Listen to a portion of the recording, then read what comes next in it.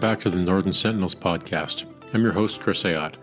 On this episode, I sit down with Cole Rosentreter, the founder and CEO of Pegasus, an aerospace company developing advanced technologies to unlock the full potential of autonomous flight to end destructive wildfires. Cole grew up in Edmonton and started in the trades after high school. He enrolled in the Army after 9/11 and deployed 3 times to Afghanistan as an infantry soldier and leader. His military career came to an end after a parachute accident, but he quickly found his new purpose in the business world. He was inspired to build Pegasus after responding with the Army to fires and floods in Western Canada.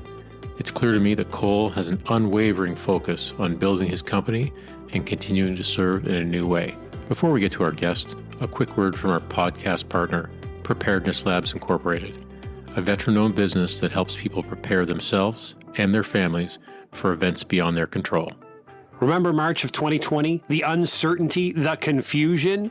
You never have to experience that lack of control again. Hi, I'm Dr. Jeff Donaldson, a proud veteran and principal researcher at Preparedness Labs Incorporated, an emergency preparedness education and research firm.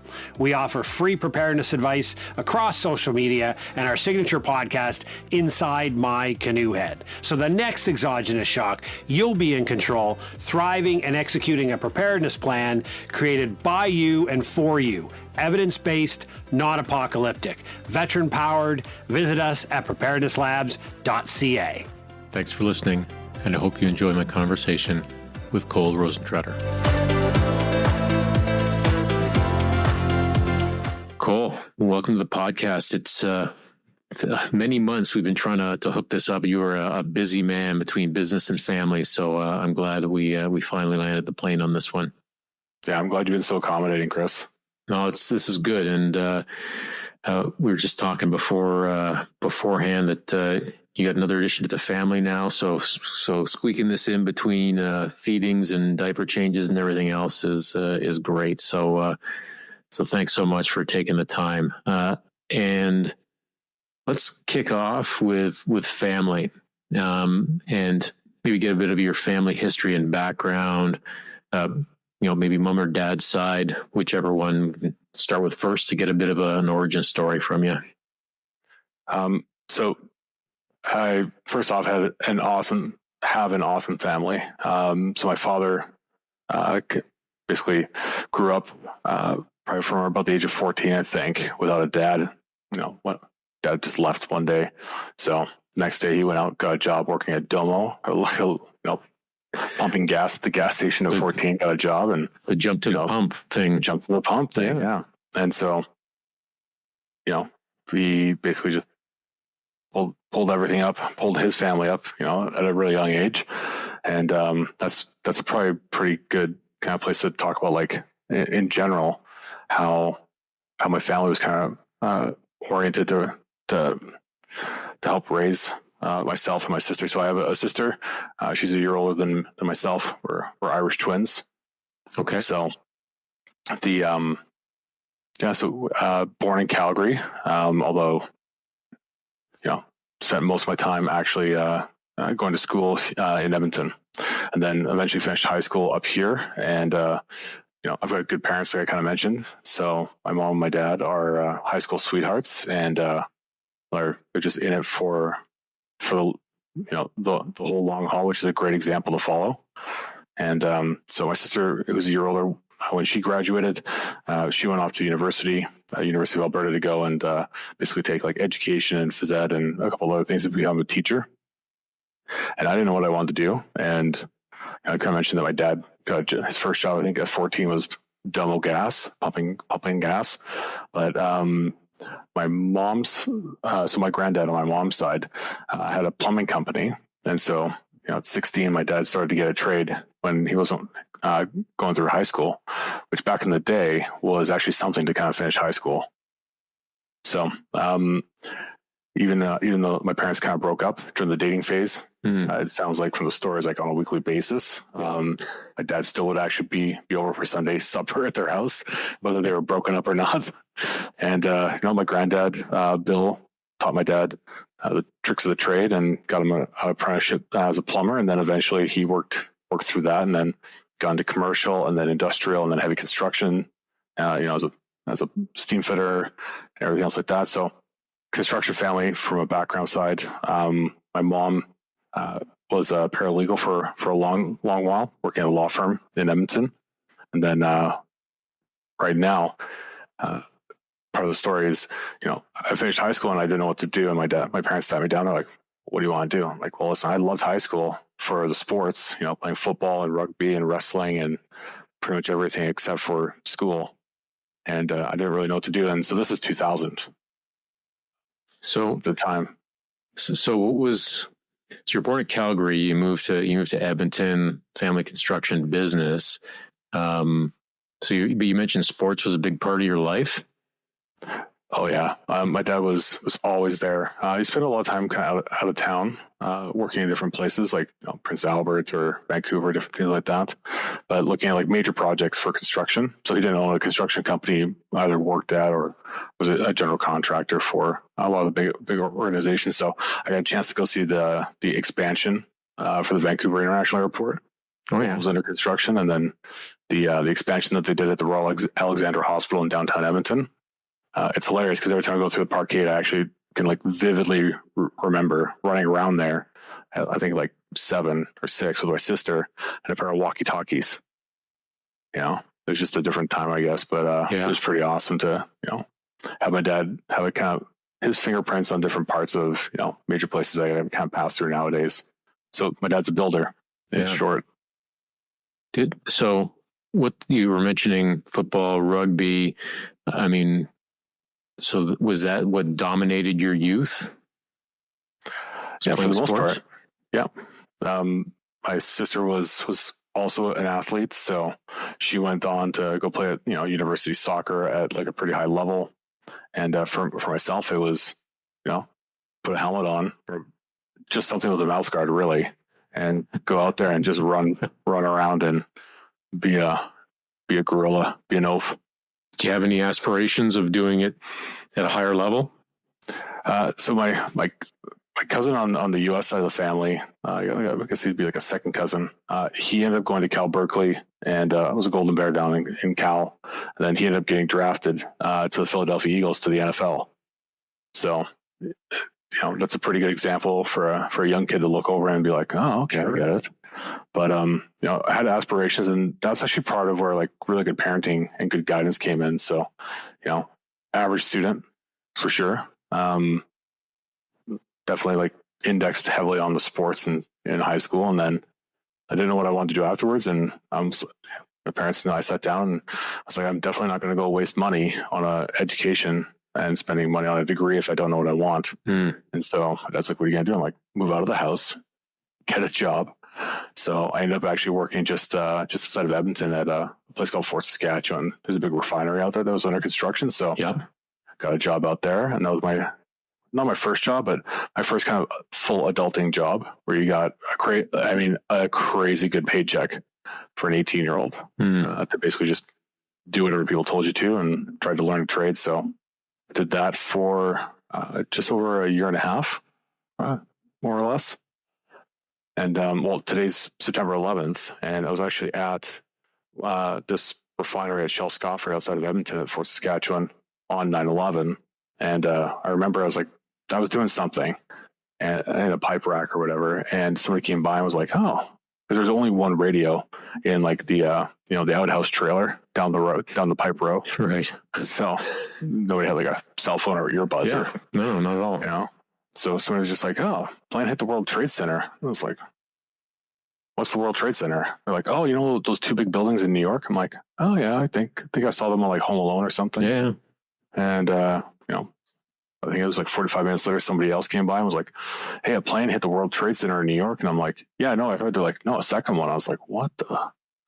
So, it was a very interesting day, to say the least, but it's an interesting kind of time to kind of look back because it's been a minute since 2001.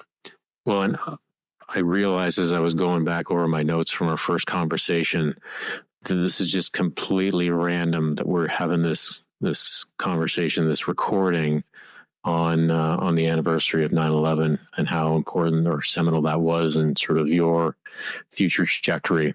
So So you were talking about, great parenting and your parents sitting you down, and so you went and started down a trade road. So what did the conversation look like then, 9/11 and beyond?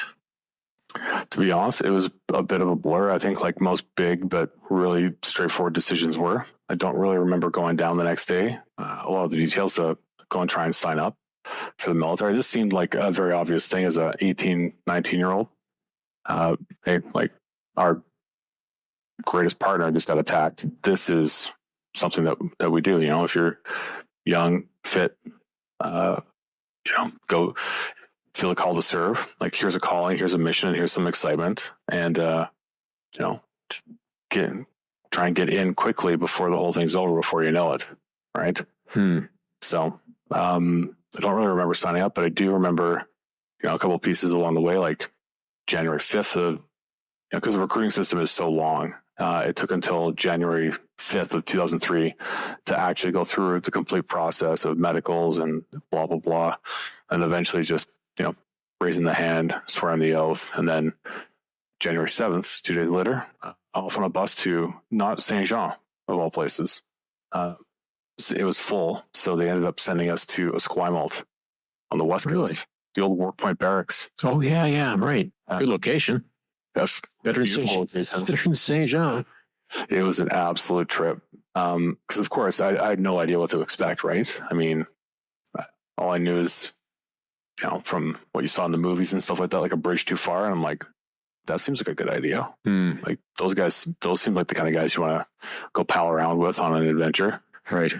So, but yeah, Work Point Barracks for basic training. And then I was really lucky I didn't get recycled or have any big major delays between different courses. So it's effectively from January and then straight through, all the way through basic training to getting shipped out to Wainwright, or sentenced to Wainwright for the remainder of it. And then got to the battalion on September 5th of 2003.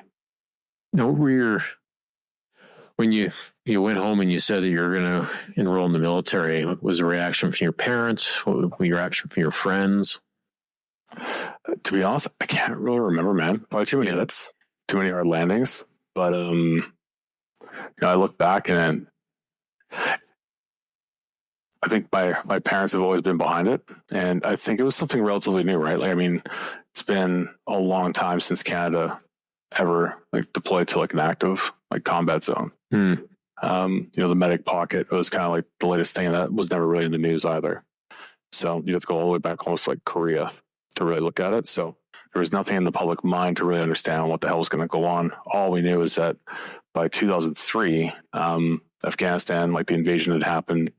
And then, before we're looking at sizing up Iraq for Operation Iraqi Freedom. And so it's kind of like, oh my God, are we going to go to Iraq?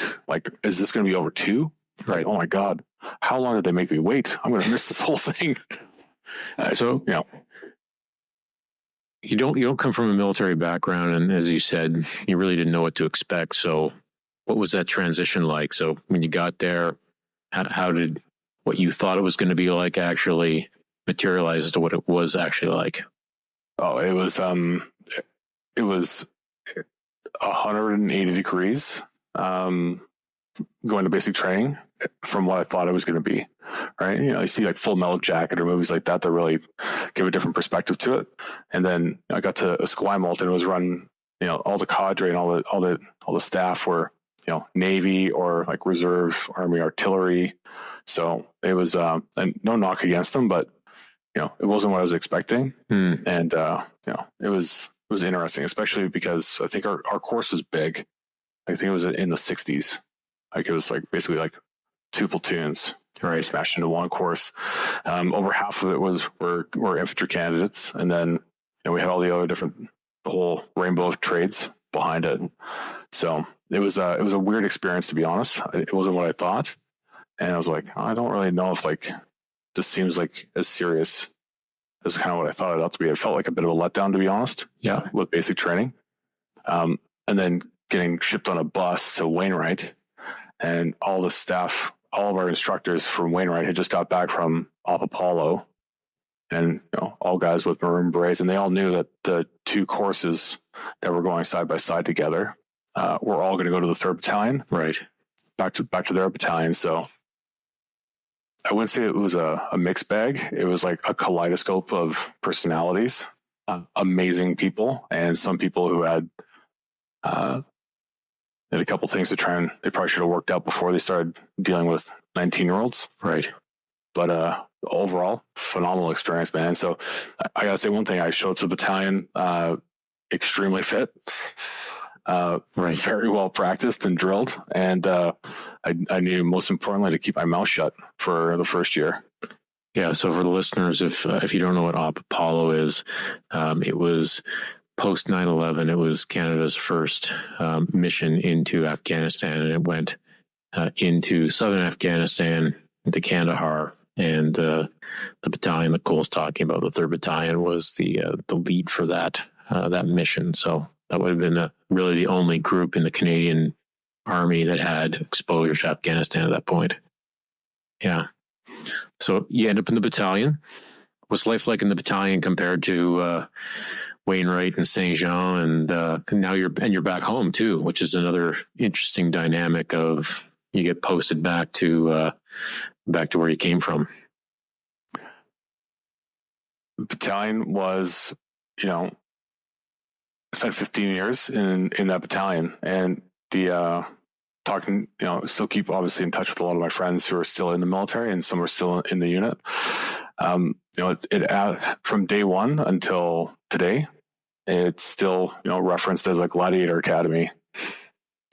Like there's a whole thing about, what does it actually take to jump out of planes? Just a way to get to work. There's a lot of personalities, but it was a Gladiator Academy. No doubt about it. And we had great non-commissioned officers, great NCOs, really smart, really humble junior officers.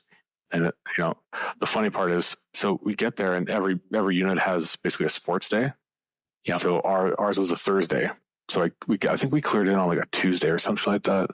And so either way, the very first sports day we get there, and our company commander is determined that every company plays the other companies in the battalion. At the time, there's like five companies in a battalion, and the winner of each company, the winning company in each battalion between the first and the third, would go on to play each other in a game of flag. Heavy quotes. Yeah, Cole's air flag. Big air quotes. Flag football. So, and I didn't know. It turns out actually hilariously that I think we're good friends now. His name is John Arrington. So he was my company commander, and the very first time he's like, "Does anybody here know how to play football?" And everybody's fit. Everybody's extremely fit. And I put my hand up. He's like, "Oh, cool. You're going to run the defense." And I'm like, "I've been in this place." And they told me to shut up for the first year. Oh my God. To talk. I'm like, "I'm not supposed to talk." Like, I don't know what I'm supposed to do here. So yeah, it was an awesome experience. Like that's the caliber of people that I got basically have mentored me from almost day one. Now, we'll talk about parachuting because it obviously plays a really important role coming up here. But how soon after you in the battalion did you end up going on your basic parachute course? I got put into a weapons detachment in the platoon. So I went off to go do that. A couple of different courses, like, your general purpose machine gun and the heavy stuff and all that stuff, all the support weapons courses. And then the bulk of the 2 platoons that I just came through training with all went off to go and do their basic para. So I ended up going and doing it a little bit later on, a couple months later. And was that something you enjoyed? I mean, there was obviously a pull because the battalion has got so many qualified parachutists. But what was the sort of build up to that like, and how did you? What were your thoughts on the course? I couldn't tell you an honest recollection of like what it was like going through basic para. I just remember my first jump. Like I'm sure everybody does, but first jump and came out, did the usual drills, but I landed on a road. And, they're like, "Okay, relax." And of course, you have no idea what the hell's happening, right? Like nothing in my DNA has fallen out of a plane before that I know of. So this is a whole thing. So, I land on a road and I'm just like, I can't do this. like it hurt so bad. Just did heels ass head right on a gravel road across the drop zone. And I was like, I can't do this. I'm like, how do people have like 20? And, and then, oh my God, this guy's got 100. Oh my God. Like, he's still walking. How's that possible? Yeah. And I'm like, there's no way. There's no possible way I can survive this. But, sucked it up to the rest. But it was, there's so much pressure to go and be part of the winning team. And that circle gets smaller and smaller and smaller, right? So, right. You volunteer to join the military, you put your options or whatever it is. I wish I could say I could remember which options I picked, but I'm pretty sure I just put one for infantry. And then you volunteer to go and do your courses, and then you volunteered to jump out of planes, and that course is not fun. And I know this because foreshadowing, I later going to go teach it, but it really is just like 5 days of hard training compressed into a 3-week period, and all of it is just beating muscle memory into people. That's the whole primary. That's the whole entire story about basic para is like, it hurts more if you try and fight. You just need to like take it and like accept that the muscle memory is here. Because if you try and overthink it, or if you try to think at all, really, like you basically just are gonna get squished. Yeah. So it's very much like jumping into a river. Don't fight the current. Keep yourself afloat. Keep breathing. Stay calm, and you'll make it through. Yeah. So I was really lucky. Relatively speaking, I got my basic para course pretty quick. I got a Maroon Beret, went back, and I think pretty much as usual went right into the field on some horrific exercise. And right after Easter, I think was the next one. At least that's what I remember. We got to Wainwright, and for a battalion exercise, and it started snowing. Oh yeah! As soon as we got off the trucks, I was like, this is going to be terrible. Because my entire house was on my backpack. Like my entire house was in my rucksack. Yeah, best advice I got was from my troop warrant, and I think we were going to Suffield for a brigade exercise in May, June, and he's like, "Sir, you need to bring your duffel bag of winter kit with you." What, Southern Alberta in May and June? He said, "Yep." And I had my mucklucks on at the start of June in Suffield. Yeah. It was ridiculous. If anybody thinks that it's May long weekend is the kickoff for spring, it's like wet, rainy every long weekend. It's the tradition for whatever reason. So there's a special weather system just for that period. So at what point did you go back and do? I mean, a couple more things I want to touch on here. I want to understand like how you end up going back and doing more formal parachute training. I'm not sure if you were JM or PI or how far down the road you went with that, and then maybe a little bit on the operations side as well. Yeah, I did what you would usually expect because I'm not a small guy. I got 6'2", so of course, give me a machine gun that weighs 45 pounds. And then there's all the ammo and all that stuff. And that works if you're walking and you have to carry it. But falling out of a plane with it was a separate experience. So it was hard for sure. And then I think it was 2008. I came back from my second deployment. And then that's when I went into my jump master course. Is it something you wanted to do, or was it one of these things that the battalion needs jump masters? So, like, off you go. Cards on the table. It seemed like an awesome idea for two probably big reasons. One, you have to get, as a jump master, you get dressed last, so you don't have to get cinched up with all the crap and parachutes and equipment and all that stuff. That's the best answer I've ever heard for that. It's the honest truth. I think that's like probably, if I was to say, it's probably like one of the number one reasons. And then the second one is, there's always a carrot. Or if you go do JM, then you can go do free fall, and you can do free fall jump master, and that could be like your career stream. Like that could be your specialization. I was like, yeah, that sounds like a good lie. That's a good lie. I'll take that lie. Yeah, didn't turn out like that. So I went and did did John Master, and then that was an awesome experience, to be honest.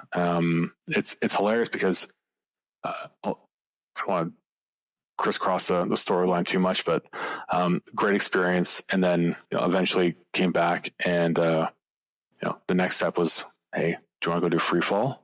You have to do your static climb parachute instructor course first. And I was like, all right, I'll believe that lie too. So what did you like? What did you like about the JM course? That's a good question.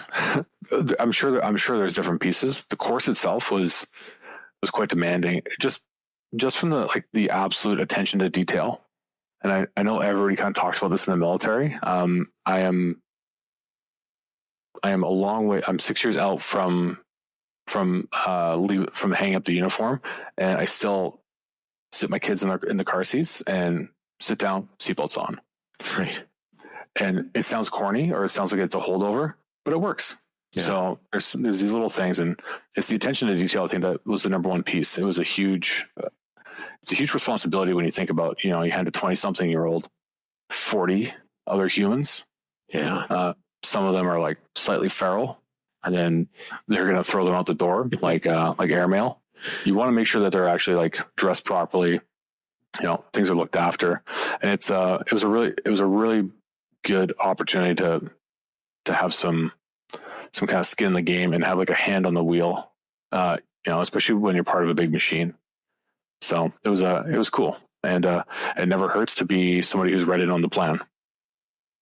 Now, did you do a deployment after your JM course? Yeah, my first one was in 2005, down part of the theater activation visit, just prior to the PRT, right? Provincial Reconstruction Team. So we went down there, and basically the battalion weapons platoon, which was where I got ported over to, we got attached to the 173rd Airborne Brigade out of Italy, from the Americans. So we worked with them for, I think, like 2 or 3 months. Wasn't long, but we got a chance to go, obviously, do a ton of route reconnaissance, drive around, and that was the first real experience. Yeah, I'm curious, because you were talking about how the JM piece, the attention to detail, and then that sort of process. And I'm just wondering, as a leader and going back into combat, I mean, did that help? Did that change the way you approach things after having gone through this sort of very methodical training? I think it all builds up, and like most things, Chris, I think all of your experiences is like hammering, like a hammer on steel. Either it's going to forge it, or it's going to break it, or it'll warp it, or do something different. I had a lot of amazing experiences. I had a lot of different. I don't want to say bad experiences, because it all helps make you, but the attention to detail absolutely rammed home. Just being part of a light infantry unit, and especially on the airborne side, you're going to bring everything with you out of a plane for the most part. So like, you spend a ton of time paying close attention to all the small little, like, I became expert at sewing for obvious reasons, but you spend a ton of time looking at these small little details, and then how it translates overseas is in innumerable different ways. But I'll give you an example of what it probably right doesn't look like, and that really kind of has always stuck out with me. So this is 2005. This is before major ground combat operations in the South kind of obviously kicked back up. We're out somewhere northwest of Kandahar Airfield, but somewhere just probably east of like the main Kandahar city, kind of a sprawl. And there was a road, and it was on a high feature, and we're driving along. And of course, everybody talks about IEDs. And at this point, it's basically it's like talking about the Tooth Fairy. Like, no one's ever really seen one yet. So what are we really talking about? But it's the usual thing. So we had the G-Wagons at the time, and so some of us had like 50 cals, but we didn't have any gun shields or anything like that. So you try and do your best to understand, like, right, relatively low in the turret. But so we're doing this route reconnaissance. I'm in the lead vehicle as a gunner, and my section commander's in the crew commander seat, and obviously the other guys are in the car driving and sitting in the back. I saw something that caught my eye from like some shine. It looked like one of the classic indicators. And as a young guy, the last thing I want to do is like have this responsibility and not do what I'm supposed to do, because this is what we had trained for, and this seems like, hey, oh shit, the drills actually work. And pulled up and was like, hey, stop, and we pull the binoculars out, take a look, and and basically I don't want to be too derogatory about it, but I basically just got chided for being skittish. And I'm like, all right, fair enough. And I kind of took it as not like, oh, okay, like I won't be skittish. It's like, it was one of these leadership lessons that probably sink the deepest, where you're like, that's not what right looks like. And, as a private sitting in the turret, and, you've got three other nerds in the car with you, and you're the only one who can actually look around 360, and you're supposed to do all this job. You take it as a responsibility, man. And so it was kind of one of these early pieces where you saw what right didn't look like. So the good news is nothing happened on the tour. It was an awesome experience to basically go and get acclimated to, what southern Afghanistan looks like. And, besides getting licked by a camel, which is, I tell my kids this story and they die laughing. We had stopped and, obviously on a different time, but we had the last vehicle in this little package moving through Kandahar city, and it's just a jam, just a wall of garbage. So we'd stop, start, and I was looking to the rear, obviously the 6 o'clock at the convoy, and I look over to my left, and there's a camel's head 2 feet away, and he just licks me. And the smell took weeks to get out of the helmet, right? It was disgusting. So it's like one of these weird things where like you can take yourself as seriously as you want, but how do you find the balance? So those are probably like 2 good kind of bookmarks on like what the first deployment was like. Some people got rocked pretty hard, but mainly it was like the special operations or OGA guys that were moving around down there. Nothing ever came close to us. So it was just a really good opportunity, and also, help kind of set the condition. Like at least I'd been there and I knew what a lot of the roads looked like, and like, some of the pattern of life and some basic stuff. And that kind of helped me, be a place where I could, for a corporal on my second deployment, you have some knowledge, which, the one-eyed corporal is king when no one else has gone there sometimes. So it was a really good, the first tour was a good experience. Definitely. So if we take the example of the, being called out for being skittish, air quotes, skittish. So how did you, over your career, sort of take those lessons observed and the things that you thought were not done properly, and then say, if we look at your sort of last deployment to Afghanistan, how did you then, as a leader, use those and lead differently? I thought a lot about this, about how you're asking this, Chris. And I don't know a way to say like, this is how I did something differently and this is how it worked. I think when things are working, you don't really notice them, or they don't really register. Like you don't get positive reinforcement. Like it's not a reward-based system in a lot of cases. It's just negative reinforcement. My third deployment, I had a small team working with the mentor and liaison team. So we were actually out working one day. The morning after, we had an F-18 strafe a guy putting an ID into a culvert up by Sturwangar. And so, of course, we're like, scared the crap out of all of us, because this is like middle of the night when the F-18 came in to do the strafe. But the next morning, get up with the ANA, go do the road sweep with our partners and stuff like that, and the other Canadians, and we brought one of the vehicles we had out there. So I was basically in the crew commander hatch of this, 6-wheeled, troop carrier, and not exactly the best infantry fighting vehicle. The best gun we had was either my rifle or a C6 odd pencil mount that was pretty rusted. But one of my young guys went out that morning, and we talked about like attention to detail. So he didn't do the attention to detail piece, and basically he got out that morning, didn't change the batteries in the metal detector. He just either forgot about it or probably made a conscious, subconscious decision not to. So that next morning, we get out to go do this sweep, and we knew there was an IED there because there's parts remaining of the guy who was emplacing one, and where there's one, there's more. So my young guy got out there, and he turned out to be just a phenomenal person.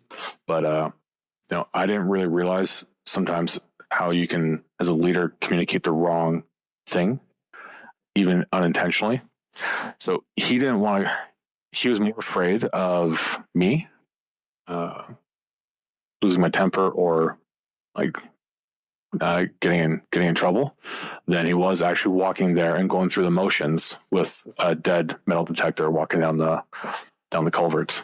So then, he went a little bit, came back, and I was like, look back, and I'm like, what's he doing in the back of the vehicle? And I knew right away, right? Because where everything is, where the D-cell batteries are. It's under that seat. And I was like, oh my God, what have I done?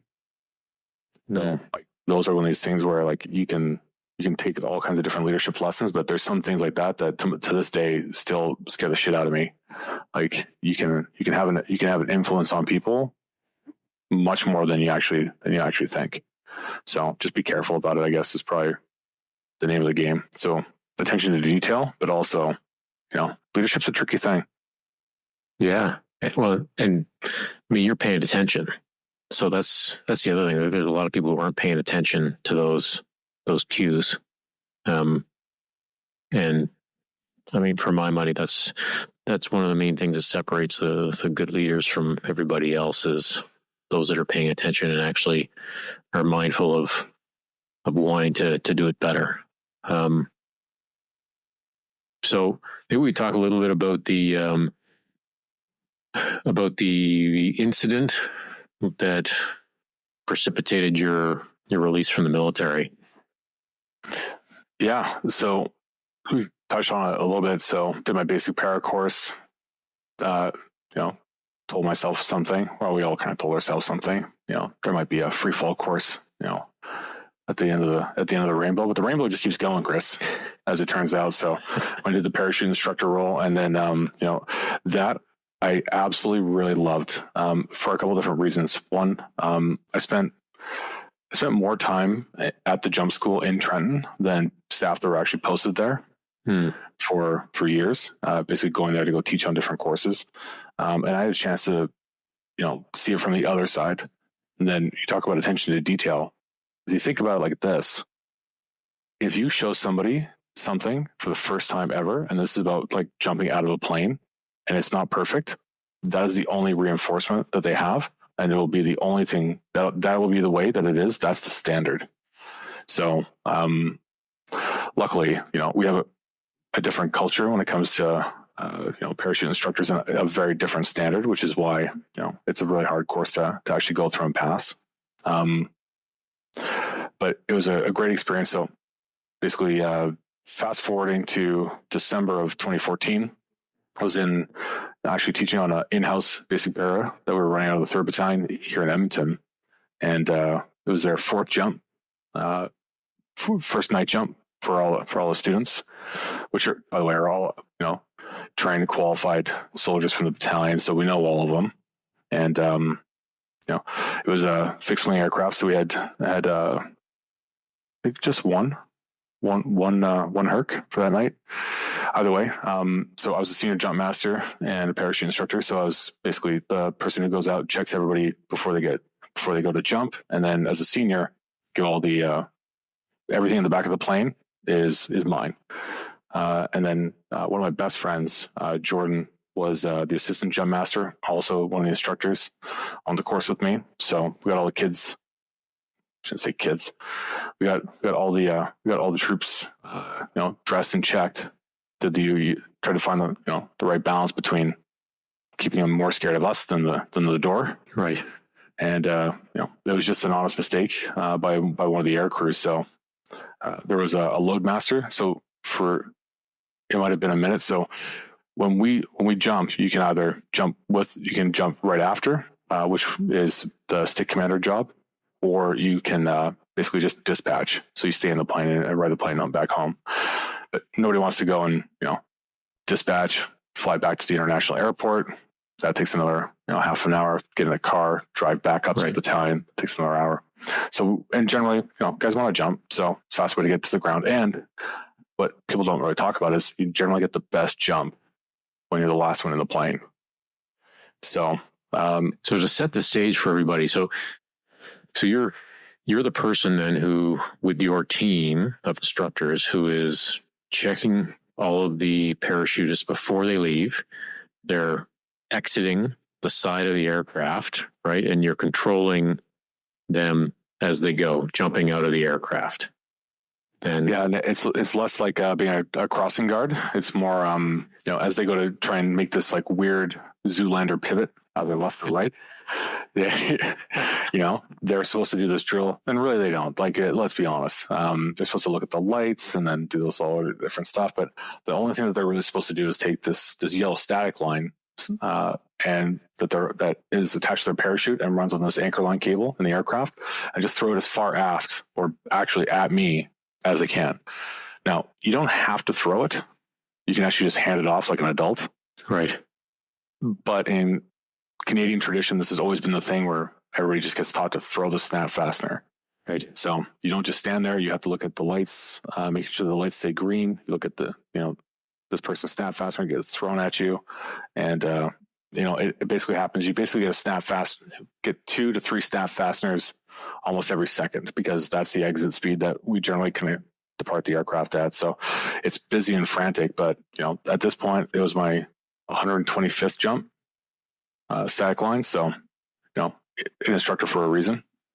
So, as the mass of, terrified students go to exit the door, it's a complicated kind of dance, but, you generally get through it pretty well. Mm-hmm. For myself, we don't wear a headset that's connected to the aircraft to talk to the pilot. So all of our communication back and forth really comes through the loadmaster or the Air Force guy in the back of the plane. And so their job is to basically stand behind us, and their headset has this like ridiculously long cable, basically like an extension, an AV cable that they walk around. And I think it must be like 30 feet, something like that. They're constantly doing cable management and stuff like that. And this is so they don't have a wireless signal in the aircraft, supposedly. But the loadmaster just stands behind the jump master, and he just tells us the updates, or the timings and things like that, the sequencing from the aircraft commander. And so he was a new guy. I think he was still going through training, to be honest, or he's getting his check ride, but he seemed a little bit different, and we saw that at the pre-jump brief when we're still at the hangar. So we went through and basically walked through the drills on the ground, and then just stand behind me. You don't have to do anything. You don't have to yell. I can hear you. Like, just talk to me normally. I give all the commands. You just tell me what the pilot tells you. And he's like, okay. So, he just had a brain fart that night. And so when the 10-second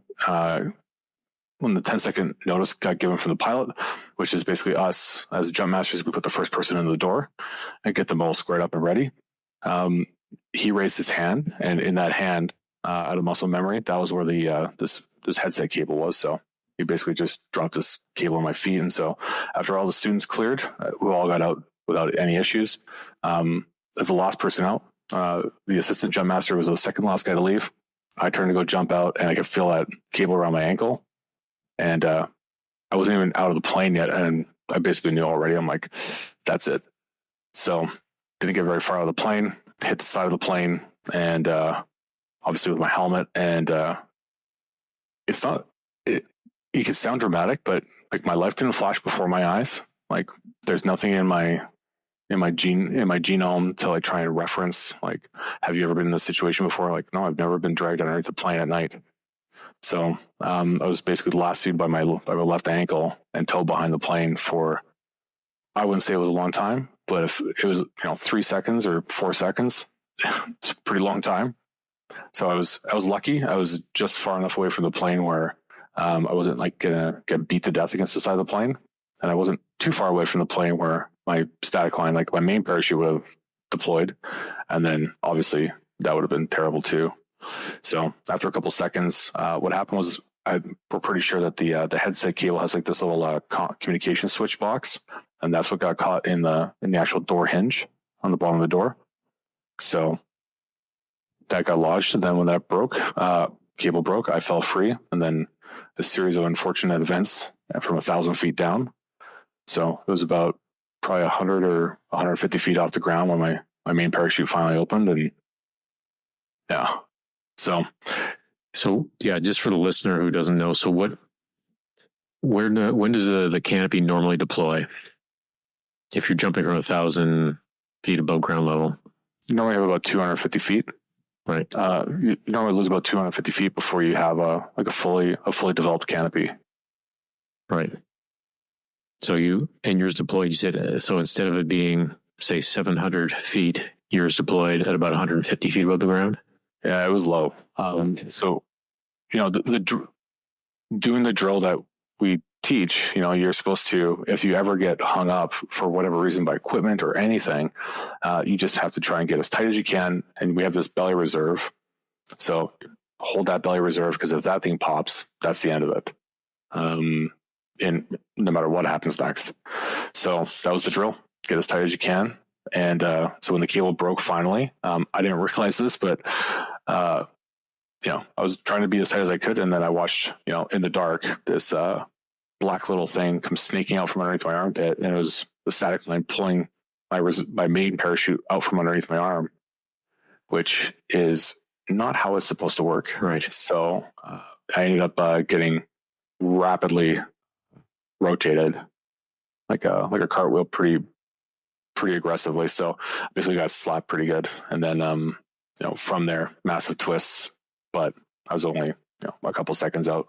The good news is it was in the winter in December in Edmonton, so there was good snowpack, so it wasn't too cold. So landed, and then my best friend, who is also the assistant jump master, he jumps out of the plane second last, and he's looking for me to see, like, is he going to get out of the plane on time, or is he going to like go off the drop zone kind of thing? And then he saw him,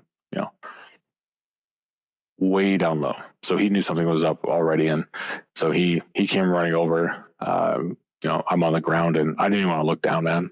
I was like, I don't have a leg, it's gone. I was like, I'm not even going to look at it.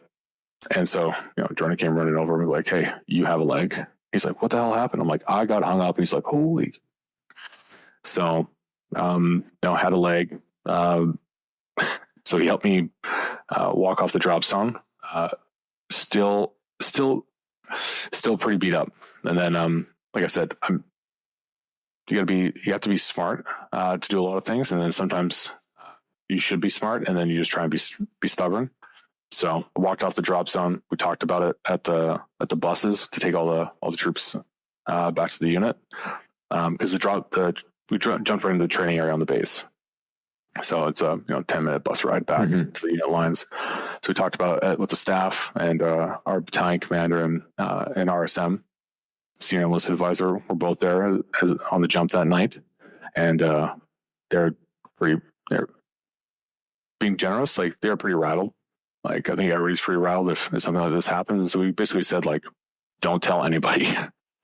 Like, we don't want to, like, that would be catastrophic for people's confidence to get their night jump, and then one of the scariest people, quote unquote, for them, one of the instructors gets hung up. That'd be pretty bad. So we talked about it, and got driven back to the battalion lines, and the staff did their best to cover off my section and stuff like that. And then talked about it, made a decision, went home for a couple hours, saw my girlfriend at the time, who was now my wife, and laid down in bed, and she's like, hey, kind of woke up like, hey, how was your jump?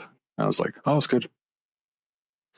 Just lay there for an hour or so, and then got up, drove back to the airhead, back to the international airport, got jocked up again, went and jumped a couple hours later, and then went to the hospital. And I'm not saying that it's the smart thing to do by any stretch, but it was by far the best thing that's ever happened. That's probably one of the best decisions I've ever made, to not let that event just build up. We teach this, right, or in the military, about, like, if you have a bad jump, or if people freeze in the door, which happens pretty rarely, get people back on the horse as quickly as possible.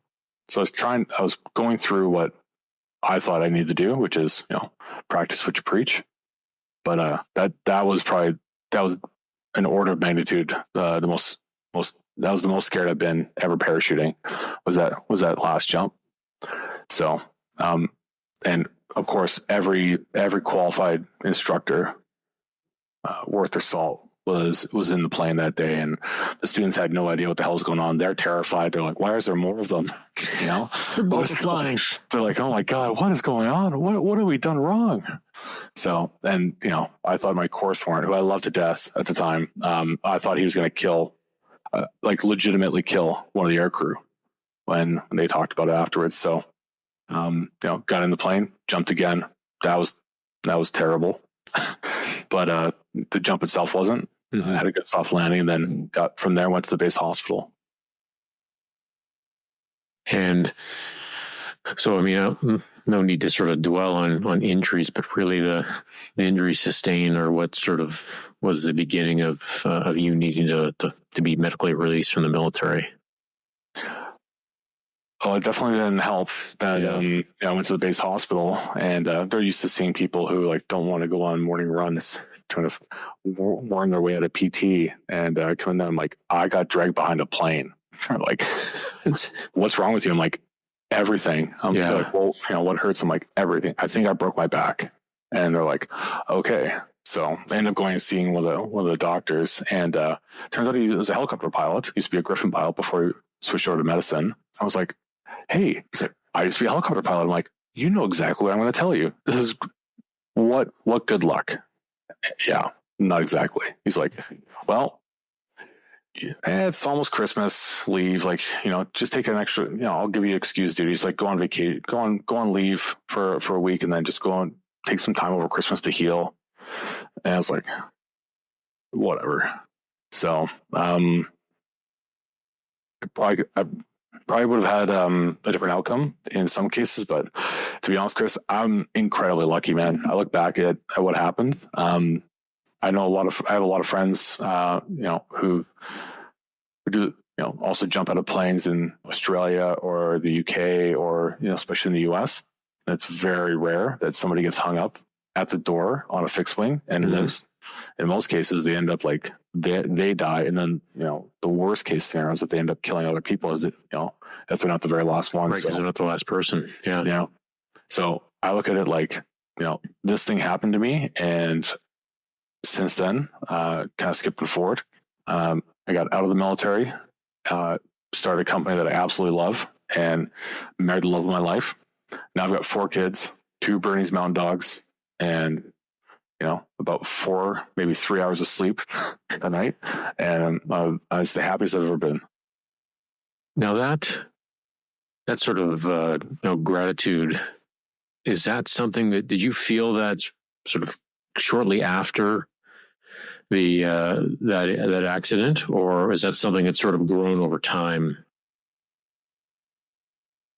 Oh, it's definitely something that I wrestled to the ground, because like everything else, it can go all over. My second deployment, I had a really hard. I'm not the only one, obviously, but I had a really hard deployment on my second tour in 2007. We had 9 guys in my platoon, and plus our interpreter get killed by IEDs basically in a 2.5 week period.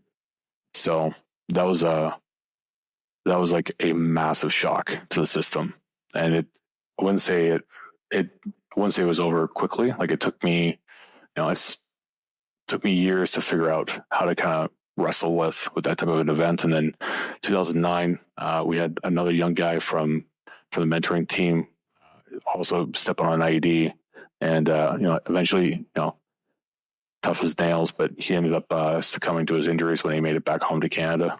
Got a chance to see his family one last time, but these type of things really come up, and it really, if you're not careful, I think it can swamp you. And I think in either way, you can't turn and run from it. So I spent a lot of time, making sure that as I was leaving the military, I was really careful about understanding, like, I am so lucky compared to some guys who were an extra second late going out the door, or they kicked the wrong rock, or they stepped on the same footprint that 20 other guys did in front of them walking down a trail in Pantway. Like it's a different perspective, I would frame. So not to sound too heavy about the whole thing, I'm extremely lucky, and I I have a pretty clear understanding of like what's going to happen to me kind of going forward. Like I'm not going to be an old man in a rocking chair with two legs. Like that's on the wall. That's pretty much on like written in stone that, at some point I'll be an amputee. But until then, like I got too much. There's too much to do. And to be honest, like there's too much going on anyways right now, to look back and really try and bring any extra baggage with me. So I spent a lot of time obviously processing the whole thing, but, I'm extremely grateful for everything that I've had. When you left the Army, did you have any sense of what you wanted to do? Oh, complete idiots. To be honest, I was too stubborn to stay and ride a desk. So how it kind of transpired is that, basically you got substandard medical care locally. And when you're in the military, like you can only go to the base hospital. So you can't go and get like a second opinion really from a private clinic or the public healthcare system. So all I knew was that I was training for selection. I wanted to go and do a selection for the Hill, and so I was in excellent shape when I had my accident, and then I just had more and more problems. So it was a compounding thing. So I'd also seen people, guys and girls, but mainly predominantly men, I should say, who spent a disproportionate amount of time in their military career during the ground war at training institutions and centers, and never rotated back after their 2 or 4 year posting was up. They stayed and did different things in different locations, and went to recruiting or did different things. And to be honest, everyone was the better for it, but I just did not want to stay and ride a desk and take a sergeant's rank from somebody, and take a slot on the merit board away from somebody, or take a desk job from somebody who needed a break. So to be honest, the battalion did a really good job of raising me. They also taught me like sometimes you just have to carve your own path. So it was a stupid idea.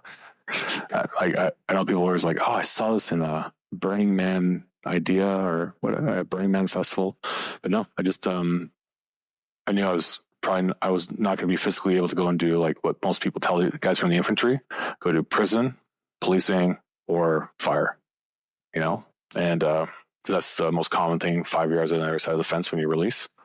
So I had a crazy idea about, wouldn't it be awesome if we had a way to use technology here on the home front? Because in between, after the whole Afghanistan deployment period, it was a lot of domestic operations, a lot of training, and sprinkled with forest fires and stuff like that. So once you see like the town of High Level in southern Alberta in 2013, and we were actually in Cold Lake on a wings exchange. So jumping other countries' parachutes with their planes and their jump masters, and it was just an awesome time. And then the floods happened, and they're like, "You're going to southern Alberta." It's like, fuck, I really wanted Belgian wings, but it was one of these things where like that's a good example of like you can't really be pissed off about getting that tasking, or you have the Fort McMurray fires in 2016. All these events happen, and the real spark for the company was just evolved out of like there has to be a reason why like these giant defense companies like Boeing and Lockheed Martin aren't in the wildfire game. Like why we don't have MQ-9s flying over top of fires in California or Alberta. So there's this capability gap, and it really just kind of evolved through it. So like most ideas, this one took a long time for me to figure out because infantry, and so when I got out in 2018, I had an awesome experience leaving the military. I was too stubborn to stay. So self-selected, obviously I got a medical release. That didn't turn out to be what I thought it was going to be. Full medical release, but Veterans Affairs doesn't have a box in their forms to check when it says drag behind plane, broke femoral artery, which is the main problem I had with my leg is I ended up tearing my femoral artery. So they're like, oh, you have this peripheral vascular disease, which is the equivalent of like smoking your whole life when your arteries harden when you're, an old man. And like, I am not an old man and I don't smoke. So what, maybe it's the plane. And they're like, well, 4% disabled. I was like, all right, whatever. So, so when I went to go leave the military, this is actually, when I look back at this, and I'm kind of rambling on this one, Chris, but, so the day before, it was a Sunday. So my last day is going to be June 18th, 2018 in the military. And, wife's pregnant with our second kid. He's not due for, another 5 weeks. And, it's Father's Day. Sunday was Father's Day Sunday. So, get into bed and I'm like, okay, got my uniform hanging in the closet and her water breaks. It's like, okay. So she was in more denial than I was. And I was like, it's a sign from the gods, clearly. Like, it was actually a really good experience. So, we go to the hospital, pack the bag. My mom comes over to look after our daughter at the time and, go to the hospital. And because I know how it works, because I used to do it, there's always one sergeant that's on duty with, one or two other guys. And so I knew 5:15, they'd be up and unlocking and getting the unit ready, getting the building ready. So I called in. It was one of my best friends. And I was like, Lou, he's like, hey, Rosie. I'm like, I'm not coming in today. He's like, man, like, I think the brigade commander is coming for your departure parade. And I'm like, Pascaline's water just broke. Like, tell him to have a nice parade. And he's like, awesome. He's like, I will. And I'm pretty sure he did. That's the kind of guy. Like, he said to have a nice parade without. So, but that was my last day actually in the military in uniform was June 18th, and that was the day my son was born, my first son. So, there's these things that come along, Chris, where they just kind of nudge you in the same way, like, hey, like, that was a piece of your life. Like, don't look back. Hey, don't look back. Just keep going. Let's throw some more stuff on top of you so you don't have to look back. So when you look at, so you started the company, and is it Pegasus Imagery? We're trying to make a bold shift to be like Cher or Bono. It's just Pegasus. Pegasus. So Pegasus, the drone company. So you look back on your sort of career in the Army and the things you did, and then you look at being an entrepreneur and starting a business. I mean, there are apples and oranges, or apples and dump trucks coming from an engineer, but like, what's the level of difficulty of being an entrepreneur and starting a business like that? Oh, that's a really good question. I don't want to do you a disservice by telling you some fake platitude. For what we do as a company, it's extremely tough. But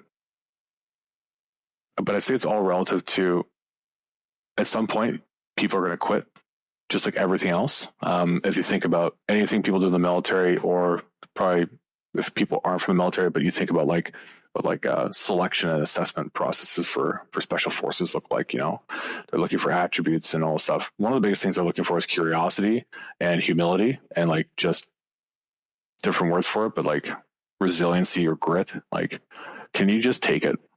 And most people can't. Most people have they have a very high ratio of being brittle to curious. And so generally when you're curious, you put yourself in a position where you're going to put yourself too far into something, kids and sticks kind of thing. Curiosity can kill the cat sometimes. But I'll tell you, like, I don't really have an easy way to explain it. Let me tell you where I'm coming from on this one. So son's born 5 weeks early, so he's in the NICU. He's 7 pounds. Like, he's a brick. He's a bag of cement. I go and pick him up, and he's been like that since birth. But it was kind of like, okay, like, here we go. Like, don't look back. I went just prior to that lead up. I had this idea about this company, about like looking at solving wildfire or disaster management, because there's this huge gap when it comes to information. Like, it just doesn't seem like there's any information that moves compared to like the speed or really like the quality of what we would see, like, from the military standpoint. Good, bad, like green, conventional army, soft, doesn't matter. But the whole process is like a military planning process, whether you have good information or if you have any information, there's a process for that too, right? There's a whole handbook. So the it blew my mind. And I just seen like one of these like things that you just was like a wrong that had to be set right. Does that make sense? Like I don't want to call it like a calling, because a calling sounds like something you can quit, right? Like I felt a calling to try music. Like this was almost like a wrong that had to be set right. So that was the real spark for the company. And that's where I think I've been very well set up for entrepreneurship, because especially coming from the infantry, entrepreneurship is a lot like being in the infantry. Don't know the whole plan. Like you have no idea what's coming next most of the time, no matter what you tell yourself, right? You're normally tired. Very few people understand what you're doing. Can't really talk to a whole lot of people about what you're doing, right? They don't really understand or can relate. So and you have a super high degree of attention to detail and ideally curiosity and resilience. So like I went to school, I did this online program at a community college here in Edmonton at NAIT for emergency management. It's a 2-year diploma program. And of course I was like, I have a schedule, so I will do this 2-year program in one. And so Nate would have something to say about it, I guess. But I see this all the time. And like they would not offer one module over the summer. They couldn't get an instructor to have enough students to run it. So, so I'm one credit short of being a NAIT graduate. So I always say I'm a NAIT dropout. People are like, what? I'm like, I just ran out of time. So, but I did that. And then I did something that, Chris, you would never expect. Well, you at this point, maybe, but literally leaving the infantry, an infantry line battalion, I went to NAIT, and they had this entrepreneurship center, and they're like, what do you want to do? I'm like, I have this idea for this company. This is what it is. They're like, great. You're going to go to this pitch competition down in Calgary and represent NAIT. I was like, what? You don't want me to do that. I was like, what am I doing? Of course, say yes. So go down to this pitch competition, and they must have liked your idea if they said you're going to represent NAIT. I think it was their first year, man. I think they were just getting his thing off the ground, and they're like, we got to send somebody. Oh God, this guy just walked in the door. What is this guy? He seems like he believes something. So whatever, send him. But it was hilarious. So I go down to this pitch competition, and for anybody who's never seen a pitch competition, there's a whole section of YouTube and Twitter that just revolves around this. There's a whole industry around pitching. This is not what I did. I went down there, and I'm like, do what you know. I'm like, this is really serious. So it wasn't like my friend Karen had a problem, and then I figured out how to solve Karen's problem. Turns out there's 4 million Karens in the world. If I charge blah blah blah, I was like, no, listen. I essentially gave a military back brief. Right. So you weren't telling a story. Well, I told the story the way I knew how, which is a military back brief. Like, this is the situation. This is the mission. This is how we're going to do it. These are like the phases, and people are like, what are you talking about? So like, no applause, nobody blinked for 2 minutes. And it's like, obviously I didn't win the pitch competition, but one of the judges was from a program down in Silicon Valley. And so she came up to me afterwards and was like, we had to talk, and, and she's like, I'm from this program. Have you ever heard of this guy who, Tim Draper is the guy's name. So he has a program down there, and this is like his church for entrepreneurship. It's not like an actual university, but they call it Draper University. And it's basically a program for entrepreneurs around the world to go to Silicon Valley for a 6 or 7 week program. And, they see what you're made out of. So she offered me a scholarship. I said, I'll think about it. My wife, and I'm like, I don't know about this. She's like, well, what do you normally say? I'm like, yes. I'm like, all right. So I ended up going down to this program. And this is 2 or 3 months after my son was born. So I leave my wife with a 1-year-old and a newborn. And I go down to Silicon Valley outside of San Francisco in the Bay Area. And, it has a superhero theme. And I'm like, what is this? He seems like really kind of this seems like a pyramid scheme. Like a Nigerian prince is going to come out here and tell me that I need to buy crypto. So now, and I found out later, like it is truly like one of the flagship programs down the valley. It's like world renowned. Tim's a legend.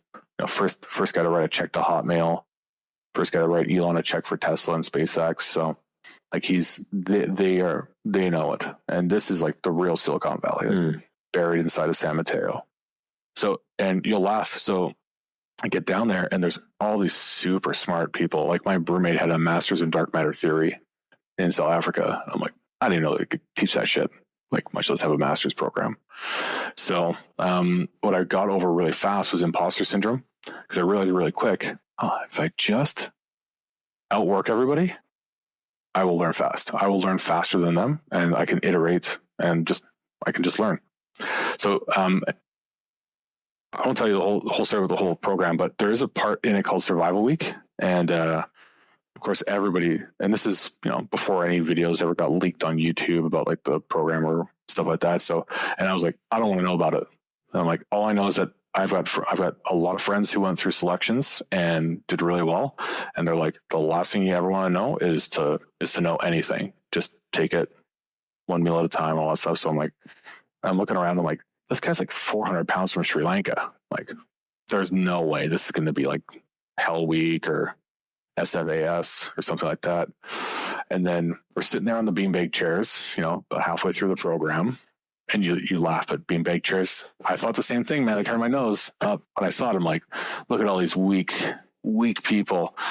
Unbelievably comfortable if you're going to sit there and take lectures and take classes for hours. Beanbag chairs are the jam. But guy walks in to give the safety brief for Survival Week, and he's got a Shooters International t-shirt. He's probably in his early 50s, still super fit, trucker's hat on. And I'm like, shit. Uh-oh. I was like, ruh-roh. I know what this guy, I know. I've never met him before, but I know exactly what's happening. I was like, ruh-roh. So he basically gave like this super hilarious safety brief, because people just started asking him weird questions. There's a bunch of people from Saudi Arabia in the program who have never slept outside at night, who've never like been around trees. So all this is like going to Mars. And he's like, oh, don't worry. All your instructions, guys, like they're just asking him questions. He's like, all of your instructions will come from a whiteboard. Don't worry. And I was like, oh my God. This is like one of my friends out of first group down in Fort Lewis. While I was getting out, he's like, we were having beers, and he's like, yeah, like he's telling me about this. He's like, yeah, there's this whiteboard, and this is how they screw around with people. And so this like immediately pops into my head. I'm like, oh my God.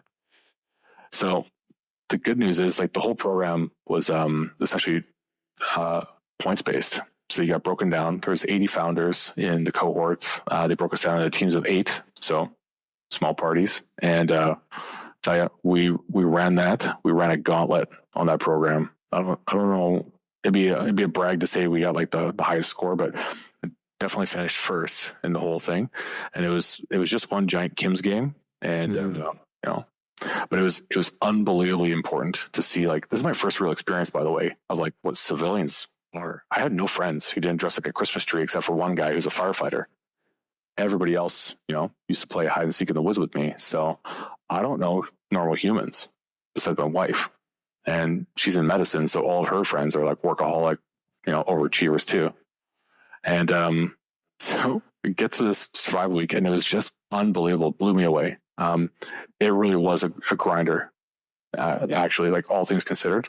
Definitely not on the physical side, but for what the program was, it was pretty good.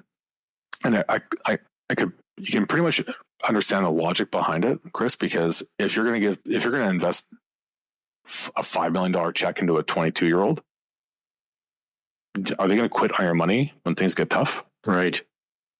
Really good way to find out. But man, the attributes, just watching people express attributes that would make your toes curl. Like, you'd be like, what are you doing? Like, what are you doing? Like, you have a team of like 20 people back home at your startup, like you're here for, like, just walk up the hill. Like, right. No one's shooting at you. Just walk up the hill. But it was pretty good. And so I finished that program. The big accelerator that coming out of that, just, did that solidify things? Did that, like, what was the impact beyond what you just sort of talked about being a really important crucible? How did that actually manifest post training? So I didn't just go through the program. Turns out I came first in the whole program individually. So, then you have this chance to go for dinner with this Tim Draper, who's this Silicon Valley legend. And I'm like, what is going on here? So like, you're going to go have a steak dinner with Tim, and like, you can ask him for anything. Like, he's like a genie. Like, if you want him to invest, if you want a job, like, you just ask him, and he's like and they didn't say a genie thing, but that's the way I would equate it. That's great. And, to my ever undying pride, and I say this honestly, I was like, I can do anything. They're like, you can do anything. Like, you can ask him for anything. And I asked to bring the other 7 people from my team for dinner with Tim. So, this is supposed to be like a real, like, one-on-one, blah, blah, blah. But, old habits probably die hard. Mm-hmm. And I think that that's one thing that I'm, to my undying pride, selfishly, I'm really glad that was a really awesome steak dinner with the team. And I didn't actually get a chance to talk too much because, of course, they're all wired differently too. They're like, oh my God, I'm having dinner with Tim. Oh my God.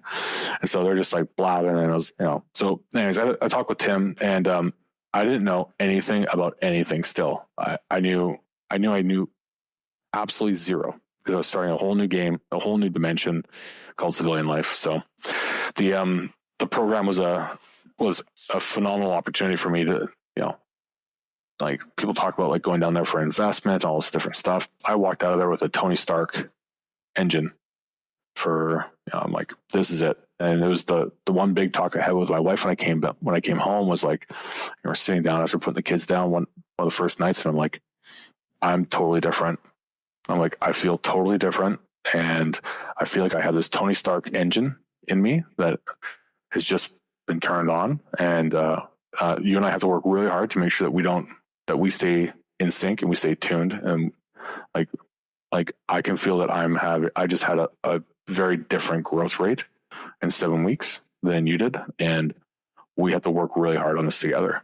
And we always have. And that is the best part, to be honest. So she's been here the whole way through. And I think the only actual hard conversation I've ever had was over about a month trying to convince her of this crazy idea of a company, back in the day. So maybe talk about the company a little bit. So where is the company at now? What does it do? What's the raison d'etre? Everything is kind of moving right now. So if you look at this, the reason why drones, and just for some context, there was a huge boom in drones in like 2015 to 2017, 2018. Everybody in Silicon Valley thought drones were going to be the next thing. This is going to be like flying cars, but for drones, huge explosion, enterprise drones, drone delivery, drone this, drone that. And the regulators sat there on the sidelines and said, no, we're not moving. We have to really make sure that we understand what we're doing. So the regulatory risk was extreme, and, hundreds of billions of dollars got wiped out in investment back then. The timing wise has turned out to be really interesting for us. There's clearly a dual use application for everything that we build, because if it flies, there's a different piece to it. Where we find ourselves today is we've developed a number of different technologies on the way towards a very large vision about essentially having on-demand or radically transforming access to reliable, predictable aerial data collection. So this market right now is normally best seen as, if you have a helicopter or, an air operator flying like a Cessna, doing pipeline surveillance, or flying around a wildfire, for example, taking iPhone photos, which is actually the state of the art today in most cases. It's completely insane. If you had a system where at the end of the day, people didn't really care about the drone, they just cared about the data, really it's building a data company to be able to help meet that market. To do that, there's obviously a lot of work to do. And this is not like a 2 or 3 year thing. This is very much like a 10, 20 year thing, is how I look at it. Today, we've just hustled. So, we have some investment. Boeing is an investor for the company. They invested a small amount directly out of their P&L 2 years ago. And then that allows us to be a portfolio company and accelerate the work we're doing with them. I did not realize how hard this would be. And I'm pretty glad that nobody told me, to be honest. So what we find is we have a couple different products right now. Some of the fastest moving pieces right now is really around solving this pretty huge challenge around icing detection. So if you think about this, last month there was a plane tragically that crashed in Brazil and killed 62 people. I was in the news quite a bit for a few days up here. That plane crashed because those pilots flew into icing. So they flew into bad weather, and the weather forecast wasn't accurate. And then they had a bunch of other issues along the way. For us, we figured this out in 2019 that you can't have a real company in Alberta if you can't fly all year round. Like, you can't be a seasonal thing if you're going to build a real company. Sense. So if you don't have a pilot on board looking out the window to see icing form on the wings, what do you have to do? You have to invent something. So you have a bunch of really talented nerds. And so we basically invented this icing detection system, which is kind of like a business card size. There's a wireless version of it as well, where you basically peel and patch it onto a surface, and it can curve and conform to it. And then this allows that sensor to basically act like a skin. So wirelessly, you now connect them all to like an iPad or a device in the cockpit, and then you have a real-time alert to, this part of your engine or this part of your wing or your tail or whatever has gone from dry to wet, or when icing begins to form, now you can actually get a live alert in areas where, if you think about, it's really hard to see the tail of a helicopter. That's an area that you obviously want to know if icing is beginning to form. And there's different places, but the technology itself originally was just so we could figure out how we could have a real company and fly all year round. It's probably like this larger tech stack. Right. So, the opportunity itself is really built it out. So what I can talk about publicly is that we had a really awesome opportunity in February of this year with the Boeing Canada president, Duff. So we had a press release basically, publicly talking about the work that we've been doing for the last few years with our friends at Boeing. So right now the Canadian Chinook helicopters are all equipped with our icing detection system. And the so what behind this allows these helicopters, or will allow these helicopters as we finish the certification path, to be able to potentially fly into forecasted weather that otherwise they wouldn't feel confident, or they wouldn't safely be able to fly into. Also, if they found themselves, as is the majority of the cases, accidentally bumping into icing conditions, like flying through clouds, sometimes just even in a bright clear day, icing can form. This gives these pilots a chance to actually understand in real time what is happening. Is the icing getting thicker, which is a really novel thing that we're doing on the machine learning side, because the whole sensor is actually really flat. And so this type of like peel and patch approach is a very fast way, relatively speaking, to get it into market and really look at, one, help enable people from like the military to like search and rescue. You want that STARS or that orange air ambulance to be flying. You don't want it to, but when it has to, absolutely want it to launch. This prevents scrubs, is really how we look at it. And also the in-flight safety piece.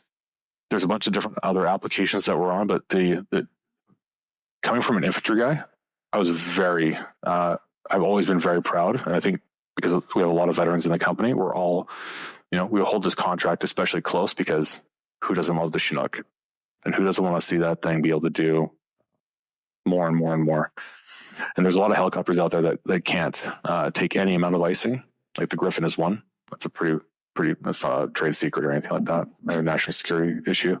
It's just a really fragile helicopter. And there's everything in between. So we've got that that we're looking at in early next year, basically launching it directly for basically private pilots, because people who are flying Cessnas or those small private aircraft, they don't have like an anti-icing they don't have a system that's what's called FICI, or flight into known icing conditions rated. Like they don't have a de-icing or an anti-icing system. So pilots don't normally fly, but they also do experience icing. That's tragically even aircraft that are equipped and designed for it, like the crash in Brazil kind of shows. Mm-hmm. There's a real application to save lives, and also, dramatically improve like the overall weather forecasting piece, because everything we put this thing onto is a flying weather station. And so it's a pretty interesting approach to look at radically shifting how people think about what the next century of aviation is going to look like. The weather's not going to be forecasted anymore based on like an 8 to 12 hour, weather meteorologist standing in front of a green screen. It's going to be entirely almost near real time, and it's going to be quite dynamic is kind of how we look at it. So that's on the one piece. And on the other half of the company, we've been laser focused on wildfire. And as we've been doing this, the technology that we've been developing around to enable our aircraft to fly in the same airspace as other aircraft, like helicopters and Cessnas, the regulators, I want to say, are catching up, but they're coming very close now on their timeline, and probably in the next 12 to 18 months, definitely in the United States, and hopefully more or less up here as well in Canada, you'll see some new regulations that will essentially merge what is right now a two-tier system or two different rules for the air into one. And people aren't ready for it, man. People, if they think about like flying cars and the Jetsons, you got to think about there's about 500,000 private pilots between Canada and the United States. There's probably 50 to 80,000 aircraft every day currently airborne around the world, primarily over North America. And then if you look at 7 to 10 million drones in the next few years that have a commercial market for it, you're talking about pilots, crewed aircraft being outnumbered 100 plus to 1. So the rules around this are obviously really high. It's a very high bar to get into. Kind of setting the stage a little bit, but we've had an official partnership with Transport Canada for several years. We have a really good working relationship with a number of different companies. Most are pretty private. Some funny. The harder we work and the further we get, the more friends we make along the way. Yeah. But there's a lot of companies that are big companies and small companies alike trying to figure out how to solve this. And it's not necessarily about trying to be first. I think we're trying to do something different than what everybody else is. We don't want to be like a drone service provider where we go to Best Buy and buy a drone. We want to build a system that can actually scale up to the size of what industry is looking for. So when you have 180,000 kilometers of pipeline just in Alberta, and you have, massive wildfires, and you have hundreds of wildfires that are sometimes the size of a small town, all burning simultaneously, you have to have a system that can scale to that size of a challenge. And to do that, that's what we're really taking this as. Like, this is a 10, 20-year journey to be able to build a system. And the first step to that is really building these tools. So can we fly all year round? This icing detection alert system is one big piece to it that has its own life that we're kind of pushing out as its own separate product. And then trying to be a little bit cagey about the whole thing, but we're making some really good progress when it comes to the other half of the company, when it comes to like autonomous aircraft and things like that. Right. And just as a quick, that's a whole lot of fluff, probably. I'll give you a quick little fact to maybe kind of level set things. Everybody talks about the defense industrial base, Boeing, Lockheed Martin, Raytheon, and, allegedly starting wars or funding wars or angling towards all these different things and like being this huge force around the planet.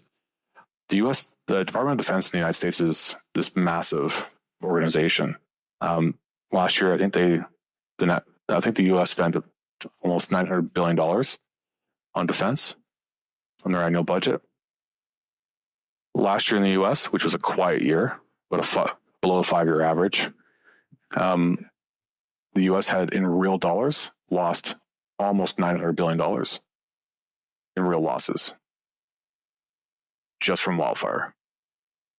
So you're talking about a problem that's global, talking about a problem that is 50 years of doing the wrong thing when it comes to a whole host of different practices. And, it's a very hard problem to try and tackle, but it's a big enough problem. And, if it's $1 trillion a year around the planet, in real dollars lost every year, that's probably selling it short. And it's a big enough problem just in that one thing. It's also really complicated because then you have to deal with government, which... Well, that was going to be my next question is you're pushing hard in the technology. You've got these partnerships in industry and you're developing a couple of different pillars in the company. But are governments in Canada, ready, willing, and able to onboard this as quickly as possible to help deal with the wildfire issue? Not even close. Right.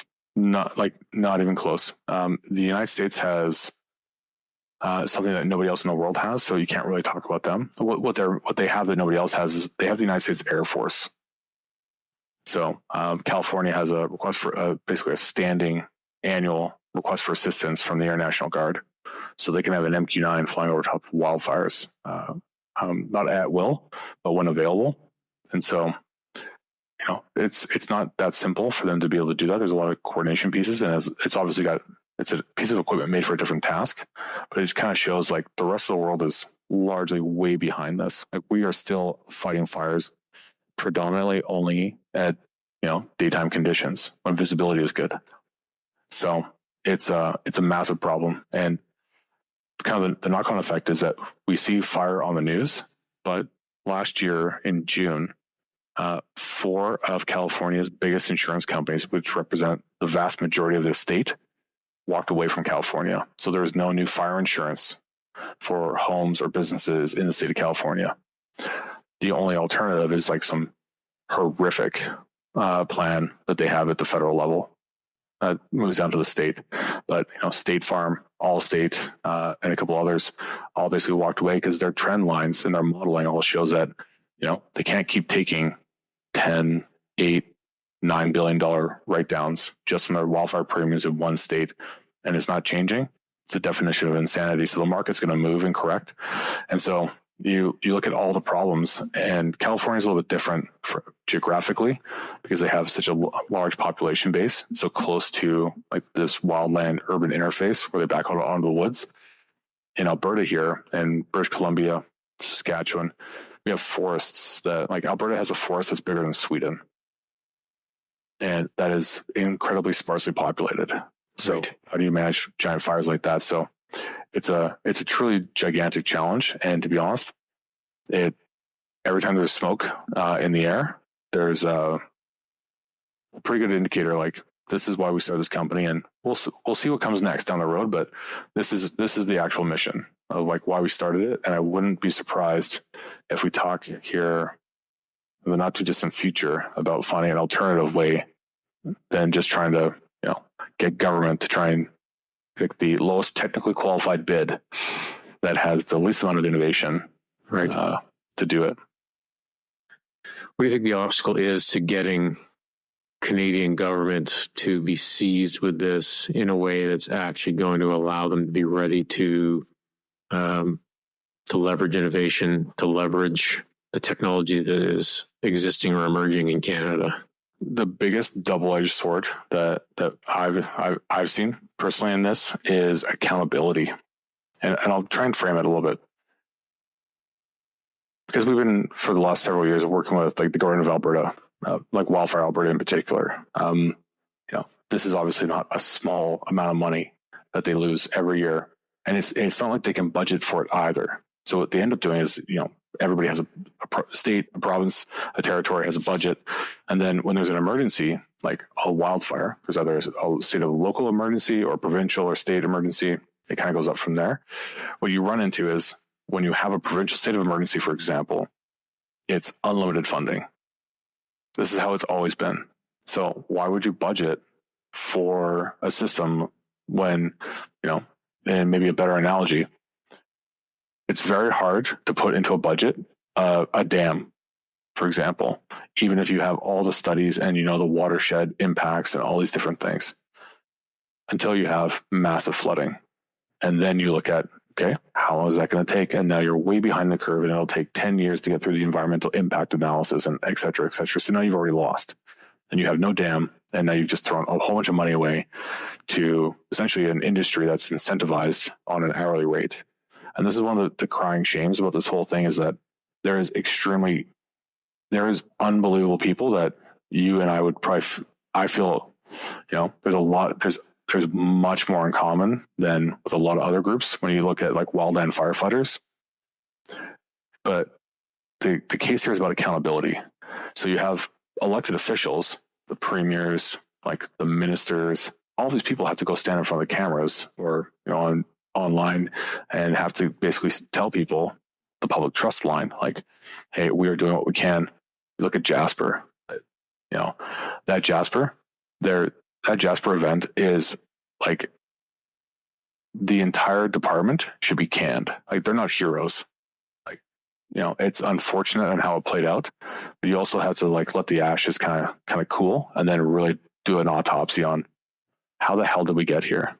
Well, you didn't manage a forest in a national park for 20 years. So this is what you get. And that accountability piece is really missing, because I think when you talk about the public sector, and I know I'm not going to make any friends on this, but that's fine. Accountability, elected officials have accountability every, I think, 4 years, right? At all levels. So they're accountable, and they're accountable pretty much every day they're in the news, right? And whether they do the good thing, they do the wrong thing, they're accountable or at very least memorialized online.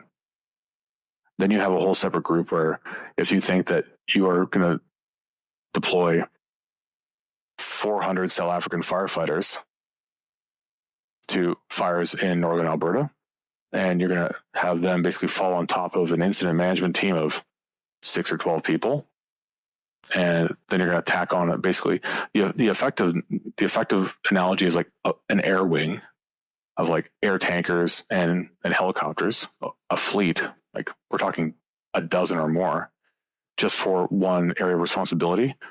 You have an air ground task force, and the average tenure in a wildland firefighter on the ground from Alberta is 1.5 years, 1.5 seasons. Why is that? Because, well, they don't have benefits, so they get paid on an hourly rate. Most of them are summer students in a professional force. And so the accountability piece has not reached high enough, even with Jasper this year, I don't think, to really tip the scale. Most people just kind of look at it and shrug and say like, oh, what are we supposed to do? On to the next. Tell me about Drake or whatever, In the same way that we're seeing, I think, hopefully the wind's really shifting and sustaining in the right direction when it comes to the general Canadian population being aware of what the military's role really is, which is to kill people and break their things so they don't do it to us, or at the best case scenario, deter people from trying to do that to us. You can't have a military that is essentially a community policing outfit. Like, you have to have a professional fighting force, and that is the one thing that is absolutely missing in this country, is that there is no national force. There is a super dystopian industry around this when it comes to like not-for-profits who do amazing work. Like, you and I probably both have a ton of friends that we both highly respect who work at Team Rubicon. They are doing amazing things, and they're plugging a gap, but that gap exists, and it's not going to change. Like, there's no indication that that's going to change, because there's no federal emergency management service or resource. There's a strategy paper every so often, or a white paper. Harjit Sajjan, who used to be the Minister of National Defense, now he's the architect. Wink, wink, about he's the Minister of Emergency Preparedness. He's in Jasper. What is he bringing to the fight? He's not bringing anything. Like, the story that I heard, and I wasn't in the room for it, but I have it on somebody who was in the room, is that when the Prime Minister called Premier Smith about Jasper, offering his condolences, and we're ready to support Albertans for whatever you need. And I'm pretty sure the story goes that Danielle Smith told him, "It's your park. It's our town and our people, right? But it's your park. Like, this is your responsibility." And like that level of like aloofness, and not to play politics, because I don't think it's really that. The captains of the ship change fairly often, but you have a real problem when you have no national directive. And you can have a strategy, but if you don't put any resources behind it, you basically have a talking point, or you have a minister who has no teeth. So it's hard to be prepared for emergencies when as a country, we still haven't woken up to the fact that, like, if we keep going like this, the insurance companies are going to leave Canada too. Desjardins just stopped insuring Quebec for flooding, and a huge part of it. Flooding is first, then fires. They always happen in the same. Almost always happen in tandem because they're so closely linked after a fire or prior to a flood.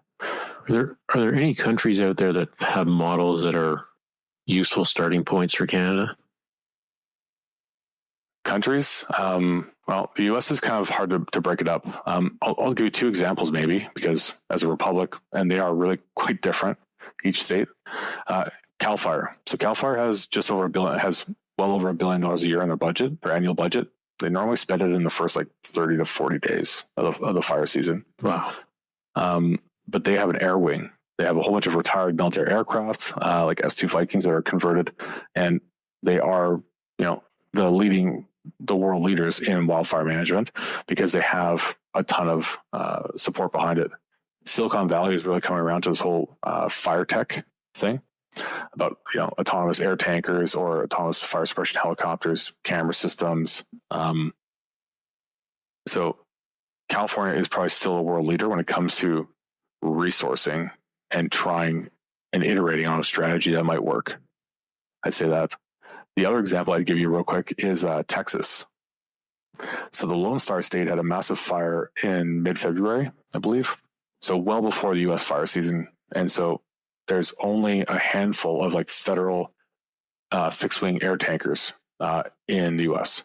That's probably like this like super disjointed multi-level thing. It's like having C-130s, but they're attached to some formation that you can't pick up a phone or send an email to or talk to.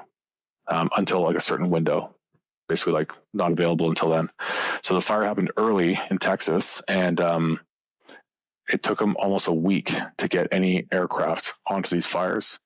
And so at that point, they'd already lost, estimates are probably between 10 to 20% on the high side of all the ranching land in Texas, in West Texas.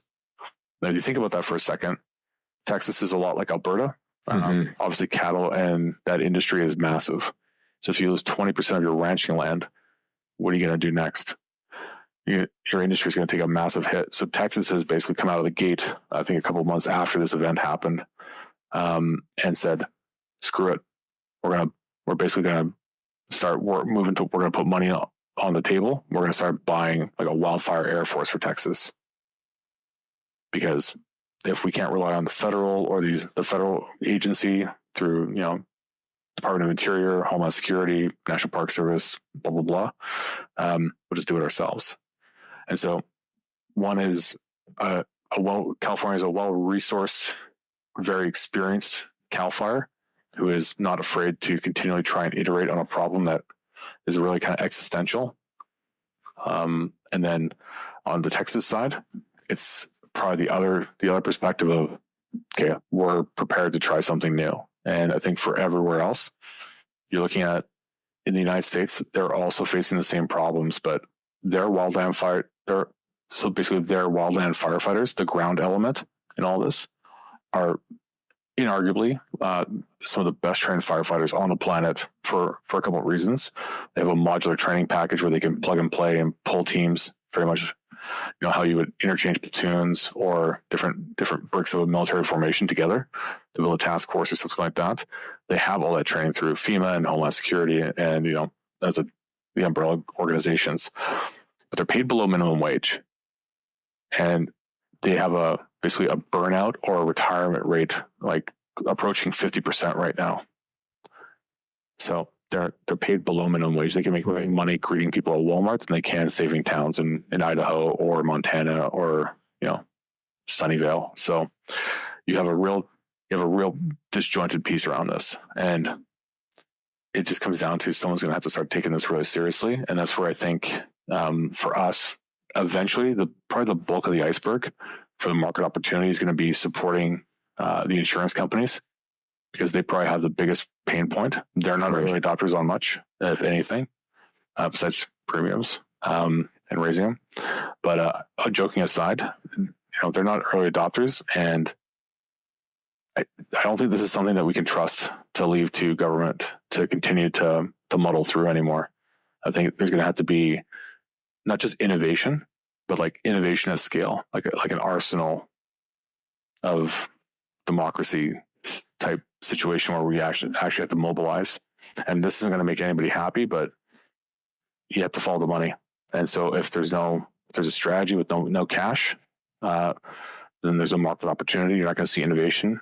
And what you'll see is just a continuation of this. So I'm really hoping, I'm actually quite optimistic in the fact that what we're seeing on the defense industrial base and having a lot of Silicon Valley type companies coming up and really not just challenging or having good press, but starting to win major programs of record, and really unseating a lot of the traditional incumbents, like the big 5 defense primes. Give it a couple of years, Chris. I think if it's not us, it's going to be somebody. But this is an existential challenge, and it's also a massive market opportunity to make a huge impact around the planet. You know what, Cole? That's a great place to.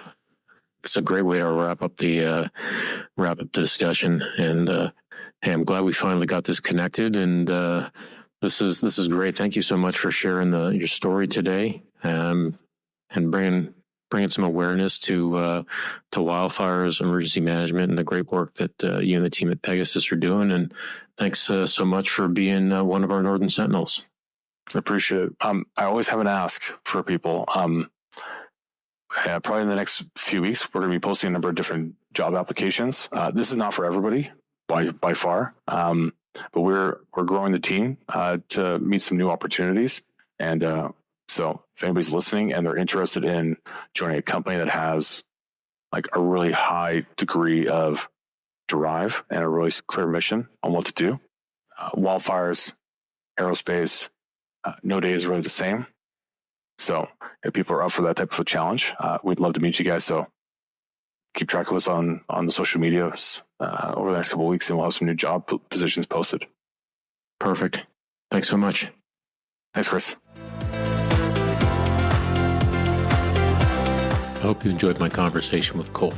Please subscribe to The Greater Good on Substack to get this and other content to help you, citizen, better. Thanks for listening, and goodbye until next time.